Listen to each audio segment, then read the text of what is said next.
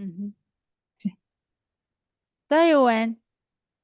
За юу байна да сэтгэл зүйн тухай сурал зүйлс ярьж байгаа. Тэгээд энэ удаагийнхаа сэтгэл зүйн булангаар юу ярих вэ гэхээр Мгм. ээж аавын хүүхдтэй одоо токсик харилцаануудын тухай ярилцъя гэж шийдлээ.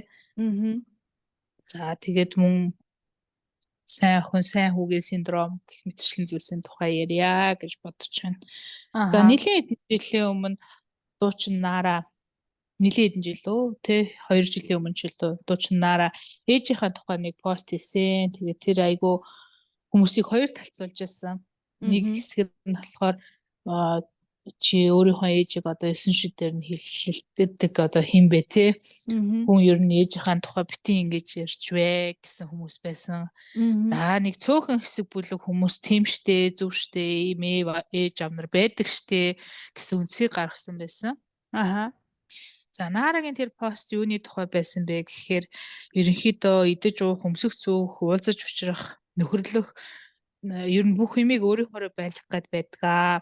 Тэгээд Аха. тэр үед одооныхоо нөгөө дүү нөхөртөөгөө танилцах үед Аха. ерөнхийдөө ээж нь зөвшөөрөхгүй ч юм амьдралд нь маш их оролцож ирсэн юм шиг байлаа. Мгм. Тэгээд ээжийнхээ аян ивэр нь байх гэж хичээсээр дуусах хорвоо байна. Юм л бол хүүгээ л хичээг наа чи хүүгээ хичээдэг хүн байхгүй шүү дээ. Ээж л энэ хорвоод намайг галзууруулах цор ганц хүн байх юм байна. Аха. Байнга хяналтандаа хажууд иргэдээ уяах гэн үгүй яавал ийм ээжээс холхон байх вэ? Галзуурахад ганц хороо дутуу байна. Яахаараа ингэж хүнийг төрүүлсэн гэхээр өртөө юм шиг өөрийн хүслээр байлгах гэдэг байна. Гэт ийм нэг пост хийсэн байсан.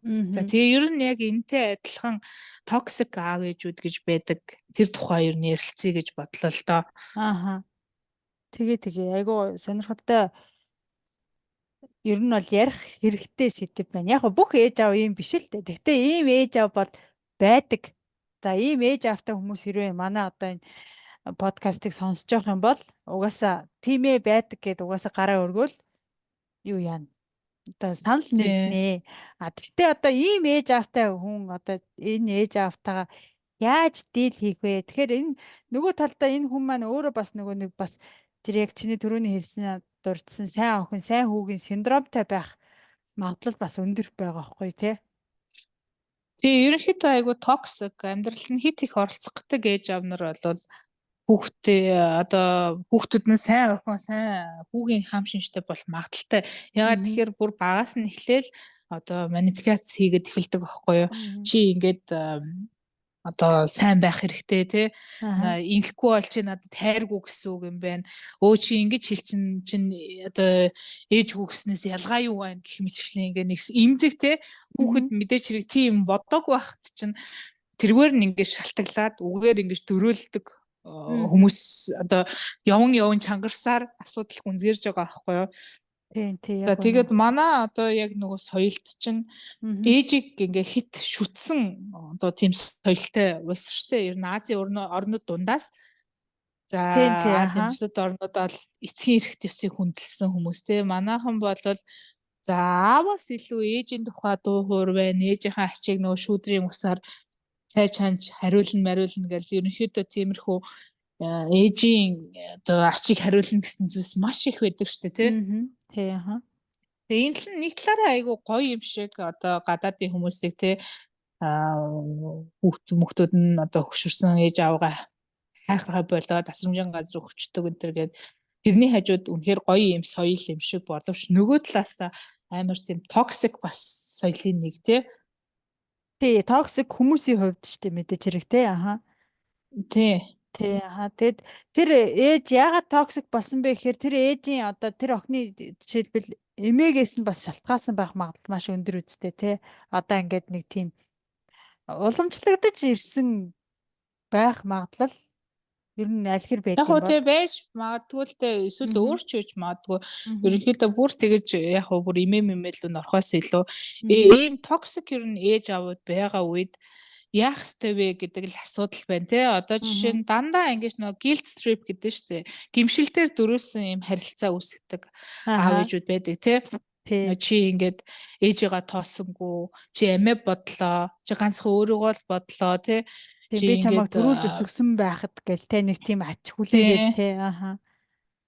за яг хоо ээжтэйгээ ирж уулзах тухай бол нэг өөр асуудал те чи ээжтэйгээ Мгм. ирж уулзсангүй мөнгө төгрөг өгсөнгөө гэл одоо бүр хүүхдэн те нөхөр хүүхдтэй болцсон эхнэр мэхнэртэй болцсон ч гэсэн ингээд үргэлж өөрийнхөө дэргэд юм байх хүсэлтэй ээж аав нар бол Монголд маш их байна штэ. Ааха. Тэгээ тэр нь бол яг хоо зарим нь бол ингээд хүүхдэд тусалж байгаа маягаар орж ирдэг тий зарим нь болохоор туслангаа ингээд амьдрал нь оролцож байгаа маркаар Мгм. одоо айгу хилэрдэг Мгм. хурж ирээл охин байвал те нөхрийг нь гоочлол энийг юм чи одоо мөнгө төгрөг олж байгаа ч юм уу те Тий ааха гих туслах мэтчлэн ч юм уу юмнууд гэл те айл эсвэл ааха. бүр ингээл хүүхдийг нь өмчилдөг те миний хүүхүү одоо наадах чи миний л ач миний л зээ те Мгм. ингэж өсөг гэд ингээд бүх юмд нь оролцдог ээж аваад байна шүү дээ тий.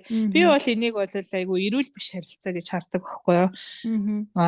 Тэгээд эн чинь яг нөгөө охин юм уу хүүн ажиллаа хийх гээд хүүхдээ харуулж байгаа учраас нэг тийм процент орсон байгаа шүү дээ тий. Одоо Тий хүүхдээ штэ харуулж ааха. байгаа учраас Мгм. тэрэн дээр нь дөрөөлөлтөд ерөнхийдөө чи ингээд надаар харуулж байгаа бол би чиний амьдралд оролцох хэрэгтэй гэсэн нэг тийм юм толгоонд нь ороод ирсэн юм шиг санагддаг байхгүй юу. Тийм тий яг үнэ тийм нэг тийм барьцаанд ортон хэрвээ барьцаа байхгүй бол өөрийнхөө нөгөө төрүүлж өсгсөн гэдэг юмараа барьцаалдаг те. Тий. За ийм нөхцөлд орвол чи ер нь яах вэ? За одоо ч энэ талаар яг бодож байгаагүй юм байна. Яг ийм нөхцөлд ер нь яг ийм кейс бол би мэднэ. Одоо ингээд м, миний нэг одоо таньдаг охин байгаа байхгүй юу? Аа. Дөрвөн хүүхэдтэй. За тэгээд тэгсэн чи яасан бэ гэхээр ээж нь болохоор ингээд байнга одоо ингээд дарамтдаг. Тэрийг бол ингээд би миний сонсож байгаагаар бол ингээд дарамтчиг сонсож байгаа байхгүй юу? Аа. За ямар дарамтчиг сонсогдсон бэ гингүүт ээж нь ингээд өө ингээд ер нь зүгээр ингээд уцаар ярихдаа л зүгээр үгээр иддэг байгаа байхгүй юу? Ингээд дөрөв хүүхд төрүүлж өсгсөний ач авъя гэж юусэн алга. Ямар ч нэмэргүй дөрөв хүүхд юус ингээд мөнгө төгрөгн дээш та хэрэг алгах хэвээр нэр ээжийг ингэж амьдруулад найз нөхдийнхөө нүдэн дээр би өстө нэрээ ийм байна, тийм байна гэлтэй ингээд уцаар Аа. ярихаасаа хүртэл сүулдэ одоо ингээд айдаг болцсон. Одоо юу гчих бол яачих бол Аа. гээл те. Манай нэг тэр найзуудаа тийм алтан эмэг бөгжтэй хүүн авч өгсөн гинц. Мэдгүй миний дөрөв хүүхд бол өстой нэрээ нэмэр алга гэл тэгж хэлдэг гэж байгаа байхгүй юу. Одоо тэгээд энэтэй би одоо Аа. яаж дийл хийх вэ гэд бас надаас яг асууж ирсэн. Аа.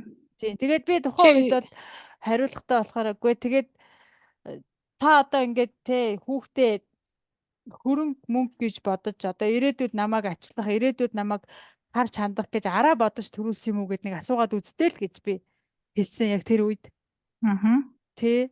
Одоо нэг тийм араа бодоод өөрийнхөө нэг тийм даатгал маягтайгаар төрүүлсэн юм шиг ингэж ярьдаг байгаа байхгүй юу? Өөст нэр ямар ч нэмэр алга. Аа. Айлын хүүхдүүд ингэж яхад манай хүүхдүүдтэй ингэхгүй байна.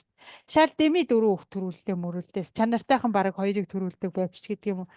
Тэгэж хэлдэг гэж Аа. байгаа байхгүй юу? Бүр ингэж тэр чинь ингээд хүүхдийн зүрх сэтгэлийг урна үсттэй. Тийш үү. Тийм байнга тэгээд зүрхэнд нь зүү шивэх юм яг ямар ч хэрэгтэй юм. Тэгээд одоо тэрнээс болоод ингээд миний тэр таньдаг охин болохоор айлын том байхгүй юу? Аа. Тэгээд анхных нь одоо ингээд тэр найз залуугаа энд янз бүрээр гоочлсоор байгаа салгацсан.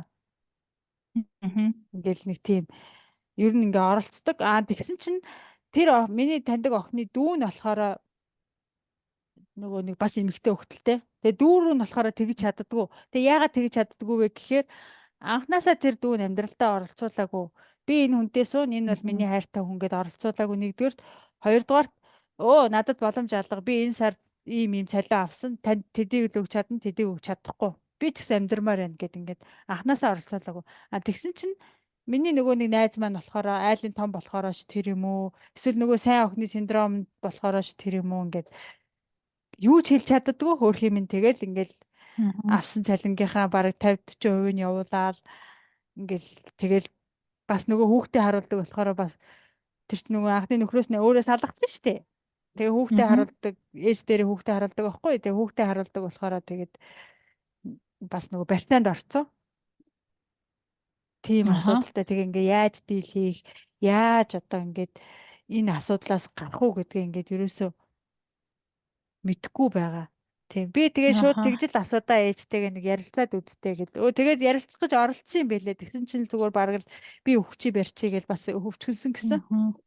Тэгээ энэ болохоор надад айгаа нөгөө нэг том асуудалтай шиг санагддаг нь болохоор миний амьдралд бас байдаг зүйл тахгүй юу. Манай аав ээж хоёр бол ерөнхийдөө амьдралд маш их оролцдог. Тийм зөв хүмүүс ч одоо багаас нь айгүй хараа хяналттай өсгсөн хүмүүс том болооч гэсэн тэр нөгөө контрол алдахгүй гээд гэр бүлтэй болсон ч гэсэн ингээд амьдралд маш их оролцох гэж оролцдог. Тэгээд би ер нь бол хүүхдэд төрүүлсний дараа сэтгэл зүй сонирхч судлах болсон шалтгаан бол ихтэй мэдээч хэрэг ер нь бол айгу сайн ээж бай. Хүүхдээ ер нь яаж хүмүүжүүлэх ёстой юм бэ? Би ингээд яг л аав ээж гэж хүмүүжүүлэх гэдэг байна. Гэхдээ би тэрийг одоо зөв биш гэдгийг мэдж байгаа учраас тийм баймааргүй байна гэж сэтгэл зүй анх сонирхож эхэлсэн байхгүй юу. Тэгээд Godel аппликейшны одоо цогтын амгалан гэдэг сэтгэл зүйч багш байдаг. Тэгээд тэрний сургалтанд суусан. Тэрэнд болохоор ээжтэйгээ одоо ингээд уулзраа болдог сургалт нь болохоор инж гинж гээд сургалт байдаг. Аавтайгаа ингээд уулзраа болох асуудлыг болохоор очрын бороо гэдэг ийм сургалтаар ерөнхийдөө сэтгэл зүйн асуудлаа эмчилэх юм уу, онцлно гэж хэлэх юм уу тиймэрхүү цуврал одоо нэг бүтэн сарын ийм сургалт байдаг байхгүй юу.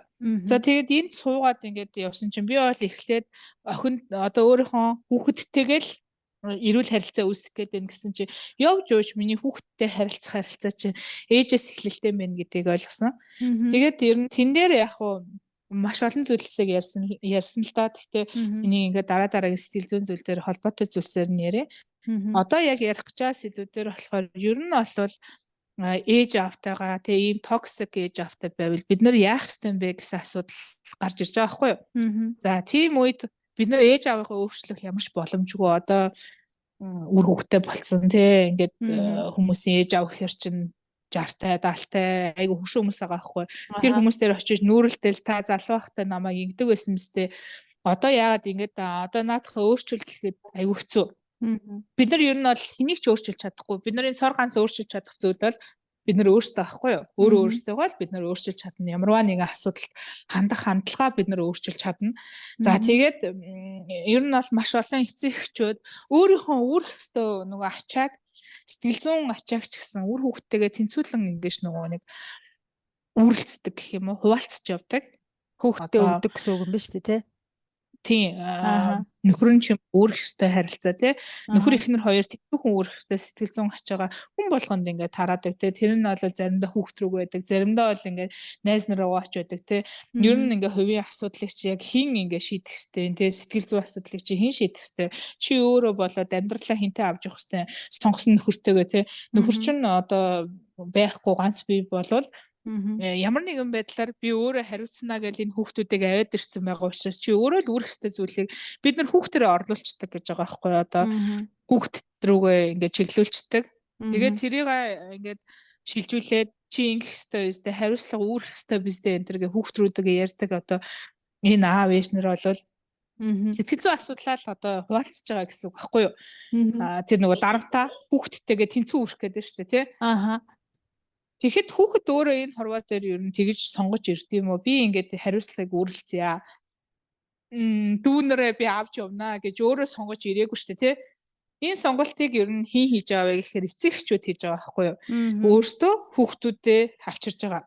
Дүүнэрийг нь ч гэсэн одоо өөртөө шийдвэр гаргаад тэнд авчирж байгаа. Тэгэнгүүтээ дүүнэрээ авч явсангүй, гэрийнхнээгаа бодсонгүй, ээжигээ аавыгаа бодсонгүй гэд ингэн гэдэг бол эрүүл биш харилцаанд орчиж байгаа. Энийг нэгэнт өөрчилж чадахгүй юм чинь зарим тохиолдолд бид нар харилцаагаа таслахаас өөр аргагүй байдаг. За бүр амар экстрим одоо шууд тэ ээж охин байха болио гэдэг зүйл бидний соёлын одоо ухагтхунд байхгүй штэ.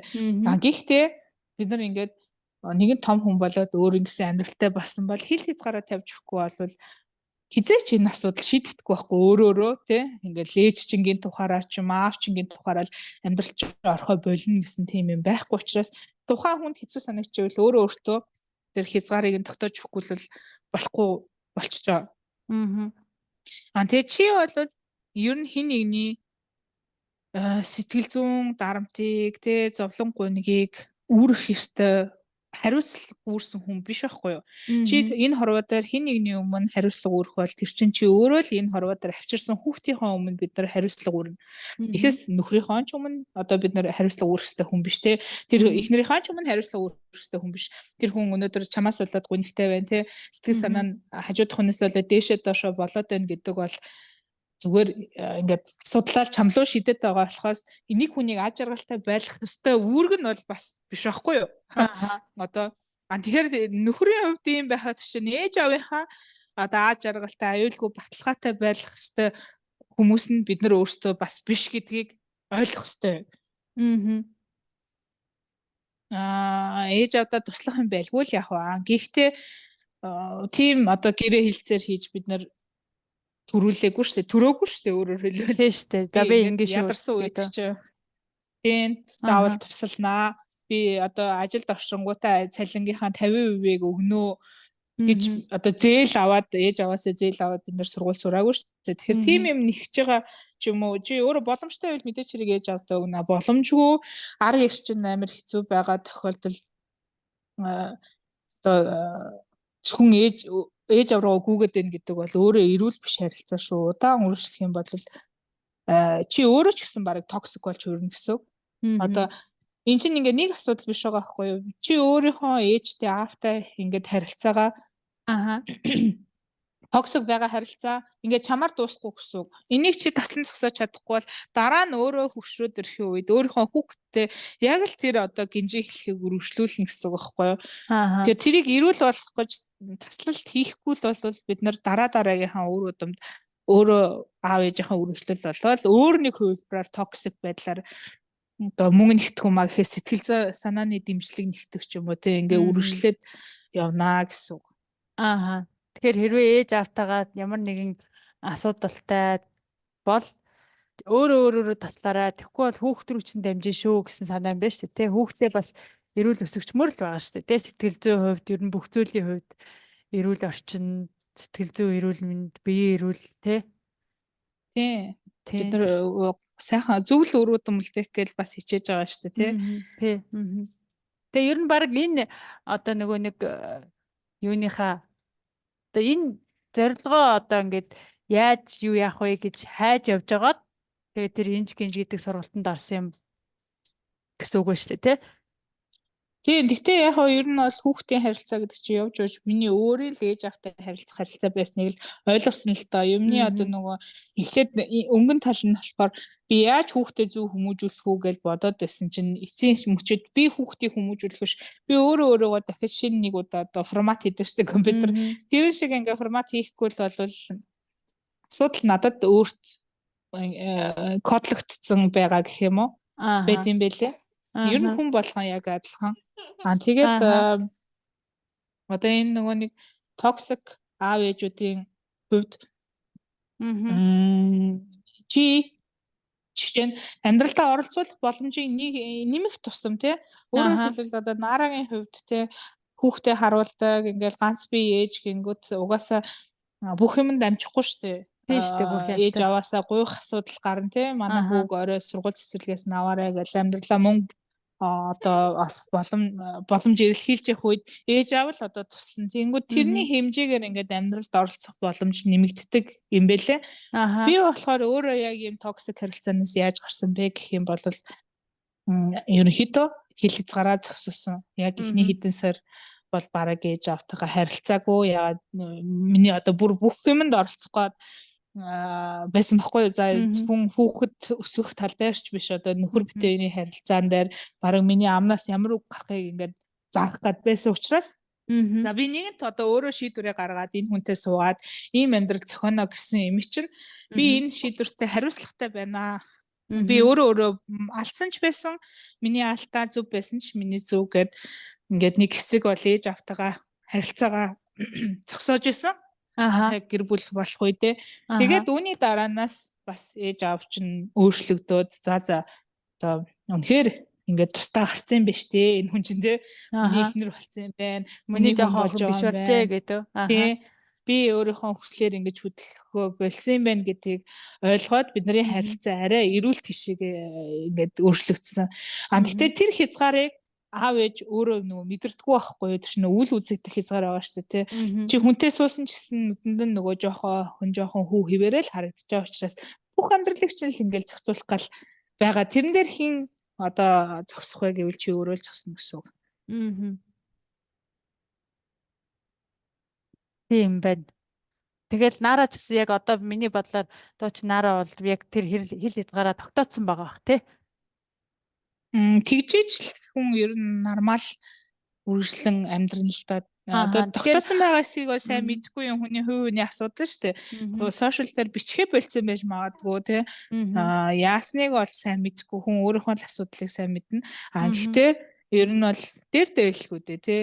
Би хамаагүй дээрцсэн баг. Тэгэхээр ер нь бол яг хуу хэл хязгаараа тогтоохын тулд нэг удаа бол нэг тийм хоёр талын тесрэлт бол гаргал юм байна те. Хоёр талын чи юу ах вэ? Ямарваа Хэл нэгэн хязгаараа одоо тогтоох гэж байгаа хүн тий.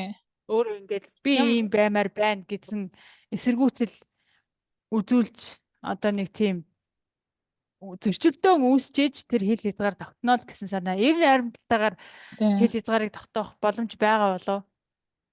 За Байхгүй ингэж шүү. ямарваа нэгэн өөрчлөлт гэдэг чинь бол дандаа л тэмцэл хямралын дараа ирдэг байхгүй юу? Хямрал Мгм. гэдэг зүйлийг стресс гэдэг зүйлийг бид нар ер нь айгүй тийм нөө хүн дээр хүлээж авах хэрэггүй.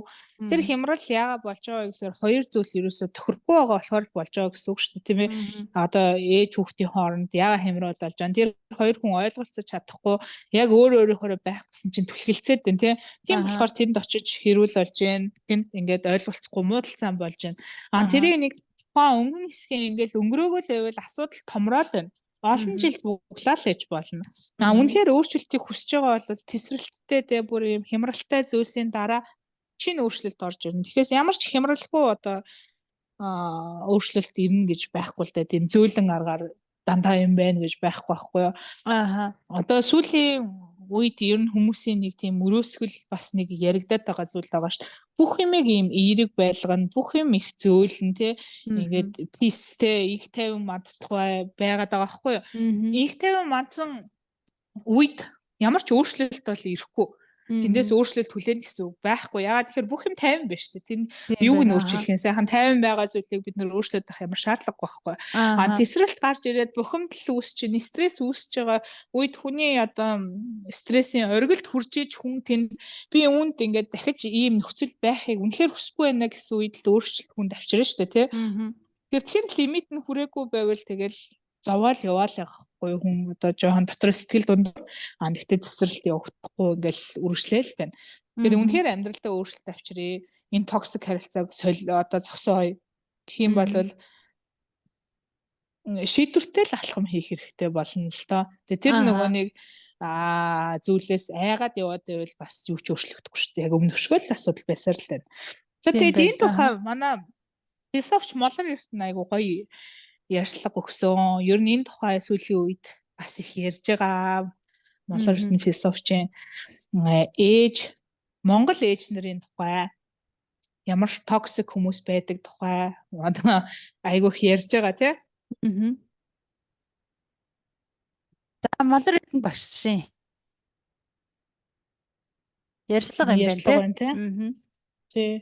Одоо монголчууд маань аавынхаа сүдрээс гарах ёстой. Мгм. Аавыгаа давах ёстой. Тэгжвэж хөгжил явагдана. Тэгэхгүй аавынхаа сүдэрт аавыгаа шүтэн бишрээд аавыгаа гайхуулаад ааваараа гоёод яваад байвал тэнд ямар ч хөгжил явагдахгүй. За. Мгм. За ээжийн тухай болохоор бас ярьсан байсан тийм. Мгм.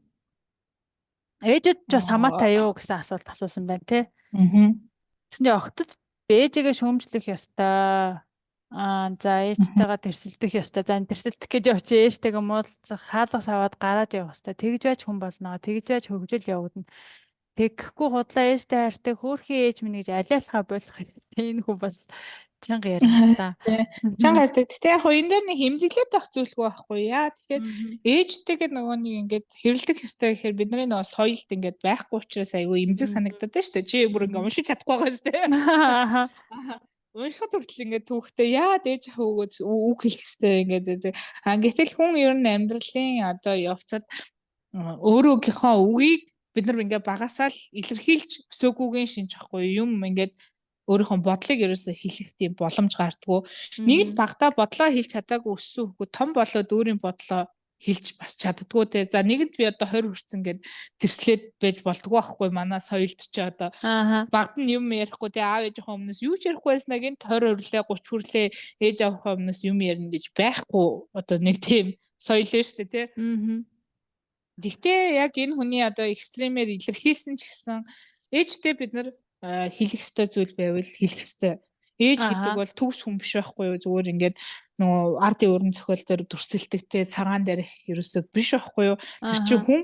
Ааха. Тэрийг хүн гэдгээс харилцаанаас бид нар ойлгож иж аа чин сэтгэлээсээ нэгдүгээрт уучлах одоо үндэс эхэлнэ. Мгм. Яагаад тэгэхээр бид нар ээжээгээ бас нөгөө ингээд ээж гэж л харахаар тэрийг хүн Мгм. гэж юусаа хардггүй байхгүй юу? Мгм. Энэ одоо инжгийн сургалтын дээр ингээд юу яа нэг дасгал ажиллаултын тэр нь юу вэ гэхээр ээж чинь залуудаа ямар байсан бол ямар охин байсан бол ямар одоо нөгөө нэг өнгөн дуртай байсан бол ааваас ч өмнө хүнд дурлж байсан болов тэр үедээ шаналж байсан болов өсвөр наснд байхдаа одоо нэг хөөрхөн хүүгүн сэтгэл алдарч л байсан байхдаа гэж асуултууд ингээд тавьсан чинь би өөрөө анх удаага ээжигээ Мгм. эмхтэй хүн юм байна шүү гэж харсан.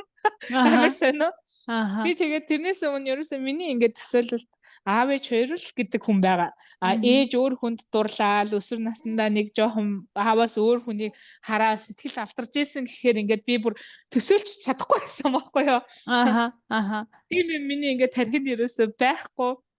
Мгм. Тэнгүүд эн чинь ингээд амар шок ингээд ээж гээд нэг зүгээр л юм одоо юу гэх юм бурхан шиг нэг хүн байгаа сте зүгээр л Ааха. ээж. Түүнээс Ааха. цааш ингээд гомддог, гуйлдаг тий. Мгм. Ямар юм мэдэрсэн эмгтэй хүн гэдгийг ерөөсөө би бодож байгаагүй. Мгм. Тэгээд ингээд энэ сургалтын явцад бодонгод нэр юм ээжэс гардаг аашууд одоо ээжийг өсгсөн эмээ өвөө хоёрын ийм орчинд ийм ах дүүтэй тий ийм Мгм. амьдралын төвшөлд өссөн хүнээс ийм ааш гарах нь гарцаагүй юм байна гэд ойлгож эхэлж байгаа байхгүй юу. Мгм. За тэгээд залуудаа ийм нөхөртэй байсан тий Мгм. одоо ийм эмэгтэй хүн ямар стрессийн дунд байсан бол би ч гэсэн одоо ээжийнхаа тэр насн дээр ирлээ те хүүхэд гаргаж ирсэн насн дээр нь ирлээ. Миний нөхөр одоо аав шиг хүн байсан бол би яах байсан бол те Мгм. ямар нэгэн байдлаар те стресст зүйл хүний амьдрал гарна шүү дээ. Тэр үед Ааха. би яг ээж шиг л хариуд нь гарах байсан юм байна да гэд би ингээд ээжигээ хүн гэдэг талаас нь ойлгоод ихэсэн чинь бид хоёрын харилцаа бас арай дээрдэж эхэлсэн гэх юм уу. Мгм. Ааха. Тэгээд одоо өөрийнх нь нөгөө нэг одоо хүсдэг зүйлд ингээд тохируулаад хариулаад яваад ах шиг амархан зүйл байхгүй. Мгм. Одоо өөрөөр хэлбэл худлаа яриад амыг нь дагуулаад тий.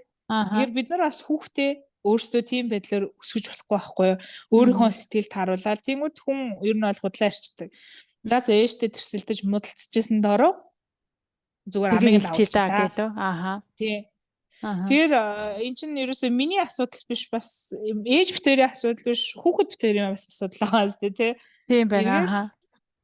Нэг амар хэрэлдэж хүүх мэрэлдээ та хаалгас авах нь цаашаа. Гэтэ ямар ч байсан нэг өөрийнхөө бодлыг бас би ингэж бодож шүү ээж минь гэдэг ингээд нэг юмаа хэлдэг болгох хэрэгтэй л гэсэн санаа юм байна штэ. тэгээ ээж нь өөрөө ч гэсэн тэрийг сонсдог байх хэрэгтэй. Тэгэхгүй бол Мгм. нэг өдөр хаалгас авна штэ. Хэлж Мгм. чадахгүй хүн чинь тесэрсээр байгаад нэг өдөр хаалгас авна штэ. Тэгин Жижигхэн тэгин. Ааха. зүйлийг зүгээр нээлттэй ярьдаг хүн бол хаалгас авах хэмжээнд хязгаарч хүрэхгүй штэ. Тийм Яагаад штэ тэгэхээр тий. тэр чинь өөрийнхөө бодол санаа хүсэл мөрөөдлөө яриад байна тий. Тэр Ааха. болгоныг ингээ няцаагаал за чи юу мэдтээ наадах чинь тийм бишээ гэл ингээл няцаагаал тий Мгм. ингээд сонсохгүй эсвэл дандаа нэг тайлбартай те Мгм. ярьж байгаа юм болгоныг нь тэгвэл тэгдэж шүүгээл заавар зөвлөгөөтэй ч юм уу зүгээр ингээд харилцан яриа хүн гэдэг утгаар хүүхдтэйгээ харилцаа яриа үүсэхгүй бол нэг л өдөр тэр чин хүн юм чи өөрийнхөө бодлоор сэтгэхэд тесрэн ш хаалгах Ааха. савна тэгээ Ааха. тэр зүйл бол амар тийм муухайч бас зүйл биш тэрнээс ичих хэрэггүй тэрнээс Ааха. ичнэ гэдэг нь миний бодлоор бол ээж нь тийм ичих мэдрэмжийг л багаас нь суулгаж ийн гэсэн үг байхгүй Тийм жишээ байна тий. надтай Мгм. муудалцах юм бол ичмээр шүү ээжтэйгээ муудалцвал ичмээр шүү гэл ингээл тархинд нь суулгаж ийн л гэсэн үг. Ааха. Тэгэхээр ер нь эрүүл харилцаа байхын тулд ер нь багаас нь харилцан бие биенийгээ хүн гэж хүлээж аваа сайхан харилцан ингээд сонсоод санал бодлоо ингээд солилцоод тэгээ дээрэс нь ингээд яг хөө нэг жижигхэн зөрчлүүд мэдээж хэрэг гарна шүү дээ. Тэр чинь бодол санаа нь бүгд нэг байх албагүй тэгээ зөрчлүүдийгээ бас хөөрхөн даван туулаад байх юм бол заавал амар хаалга савах хэмжээнд хүрэхгүй ийм эрүүл харилцаатай гэр бүл байгаа л аж болно л гэсэн үг юм байна шүү дээ, тий. Тий, ер нь бол Тэгэхээр бидний одоо ингээд миний асуудал тэр аха аха асуудал болохоор ийм байна шүү дээ. Хүүхдийг бид нар хүн гэж мгм, юусаа харддаг байхгүй хүн гэж мгм, эн чинь миний хэсэг би өөрөө төрүүлсэн би мгм. энэний юу мэдрэх юу бодох юу хийхийг заах хэрэгтэй гэсэн юм нөгөө хүчирхийлэгч шин чанар байдаг байхгүй Аха эцэгчүүдэд тий ялангуяа тий Монгол аха аав ээж нарт байдаг. Би байдаг чамайг байдаг. төрүүлсэн юм чи алаа хийсэн чи яадын гэл нэг амар загнадаг байсан шүү дээ одоо. Аха Би бүр товсож аав ээж хуулна амар болно муу гэдэг. татагаа юм шиг. Гэтэ манай үеийнхэнд бол яг тэгдэг аав ээжүүд байсан. Аха Баггүй юу. аха Тэгэхээр ингээд төрүүлсэн юм чинь тэгэх хэрхэн байна гэсэн нэг тийм ойлголт байдаг. Юу ярьж байгааг чинь хянана гэн. Тэнгүүд тэр хүнийг хүн гэж ерөөсө хүндлэхгүй байгаа байхгүй. 3 настай аха байна уу? 2 настай байна уу? Тэр чинь бас нэг хүн шүү дээ тий. Өөрийн мгм гэсэн юм хиймээр байна. Тэгэхээр өөрийнхөө контролд ингээд байлгахыг хүсээд байхаас л асуудал эхэлж байгаа.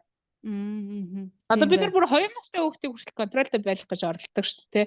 Тий Бити шүү над юу л байгаа авир мавир гэл тэр чинь хүүхэд хорвоог ингээд одоо танилцж штэ тий. дээ. Аха Яг хөө тэрийг тайлбарлаж болно аюултай зүйлсүүдийг бол хилээд өгч болно. Гэтэ бүх юм мгм ингээд контролтой хүмүүс биш. Бити гүгөөдөө бити газар ингээд бити энд хүргээл чи тий ингээд шүү дээ. танилцж Зүгээр штэ хүүхд тоглох гэж удагаал гарчаад хүртэгдэг шүү дээ. Тий наахан хувц сунараа заваар ууш тайтайхан тоглооч гэж мэгэл нэг амар ядаргаатай. тий. Зүгээр Тэгэхээр тоглоочхгүй. тэр хүүхдийг ерөөсөө хүн гэж үзэхгүй байгаа байхгүй юу? Мгм Тэр хүүхэд болохоор тэгэж тоглоод гүгээд өөрийнхөө шорон дээр өнхрөх хэрэг байхгүй. Ягаад тэгэхээр чи мгм хувцсыг бааж байгаа. Чи болохоор өөрөө ингээ гадуур дотор яваад тий мгм хүссэн юм хийх хэрэг нь байна шүү дээ. Тэгэхээр хүүхдийг бас тэр чинь хязгаарлагдмал яг бүх юмыг нь зөвшөөрөх гэсэн үг биш л дээ. Хүн гэдэг үднээс нь хүндлээд үсэх юм бол эрүүл харилцаа бүр багаас нь л тавигдах юм да. аха тийм байна.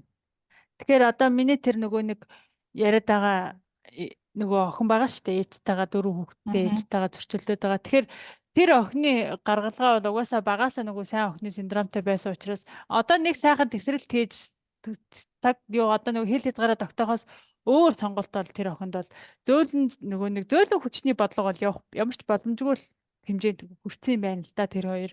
Тэ яг хөө нэг ийм асуудал байна л да. Одоо нөгөө мөнгөө төснө нь дуу захиална гэдэг шиг тий.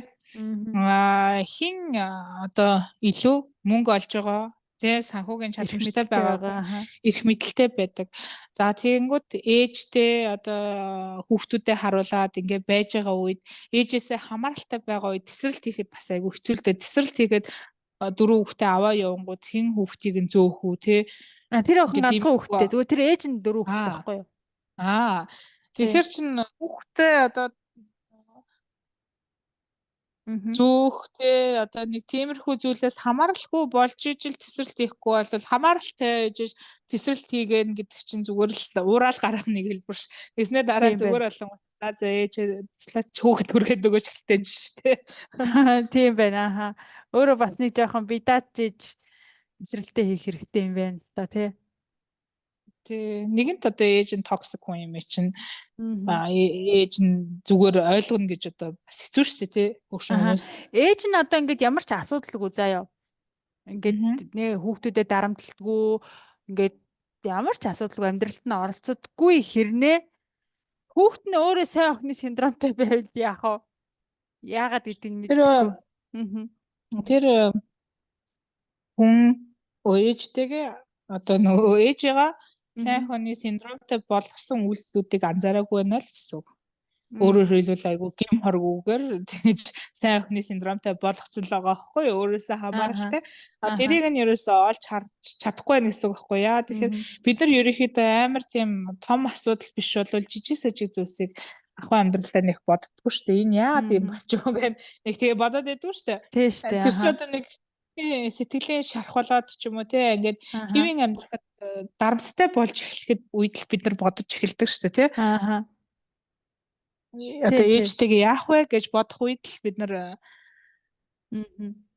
Аа. гарц гаргалгааг хайж эхэлдэг шүү дээ. Тэгэхээр тэгэж бодоогүй байх гэхээр чинь яг тийм токсик хэмжээнд хүрээгүй л байх гэсэн үг баг та. Тийм бай. Тэ токсик хэмжээнд хүрээгүй хэрнээ ямар ч байсан нэг тийм тархинд нэг сайн охины юм суулгацсан байна те. Бас Тэ? тиймэрхүү байвал бас хөөрхөн юм биш үү? Дажгүй нэг тийм За хамааралтай одоо ч юм уу да. яаж Харахаас л хамаарна да тий. Аа Тий. тийм байна. Тухайн хүн яаж харахаас л хамаарах юм байна. За ер нь айгу сонирхолтой ярилцлага боллоо. Тэгээд эрүүл харилцаатай байханд бол хүүхдээ багаас нь хүн гэж бодох хэрэгтэй юм байна. Нэгэнт одоо харилцаа чинь эвгүй болцсон байгаа бол тэгээд бие дааж агаад нэг сайхан тесрэлт хийгээд хэл хязгаараа тогтоогоод авчаарай гэсэн дүгнэлтэнд хүрлээ. Миний хувьд бол. Чиний хувьд гоё сонирхолтой хэлэх юм байна уу? За тэгээд яг хөө зөвхөн нэг удаагийн ярьслаар хүн болгоны нөгөө амьдралын нөхцөл өөр штэ тий. Мгм. Асуудлуудаа олоод яаж одоо тэрнтэй дийл хийхээ зарим хүмүүс мэдэхгүй мэдээд байгаа Мгм. хэрнээсээ ингээд тесрэлт хийхээс айдастай болоо өссөн хүмүүс байдаг штэ. Мгм. Энд ч угаасаа хүүхдийн сэтгэл зүйг хүчрхийлж байгаа учраас тийм хүмүүс сургалтын суугаад үзээрэй. Цогтын амгалан Мгм. багш инж гинж гэж сурвал байгаа. Мгм. За тэгээд дараагийн бичлэгээр уулзъя. За баяр Баяртай. таа. За.